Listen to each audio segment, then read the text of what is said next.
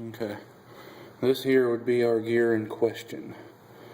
Don't know if I can focus this in or not. You can sort of see how it's chewed up. Anyway, as you can see, it does have a little bit of movement there.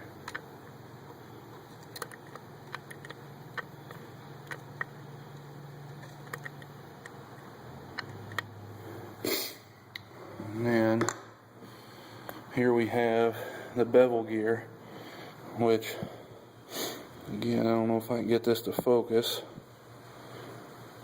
As you can see, isn't really in that bad a shape compared to that gear that drives it.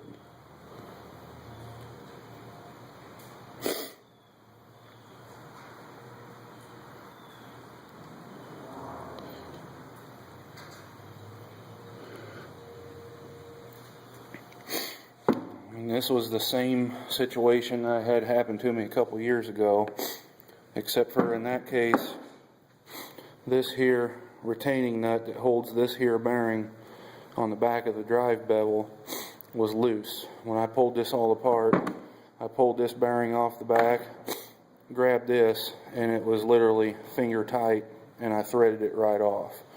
That's supposed to be torqued to quite a bit. I'm thinking 60-80 foot-pounds. It's supposed to have thread sealant on it, or Loctite, and then as you can see on this one, maybe, the nut is peened down into the shaft. None of that was done a couple years ago when this happened. Nut was loose, no Loctite, never peened in. And it caused the same wear on this gear up in here, but it also caused my bevel gear here and the bevel gear on my through shaft to be chewed up quite terribly. And this time around, my bevel gears are in good shape. My tooth contact looks good, the wear looks good.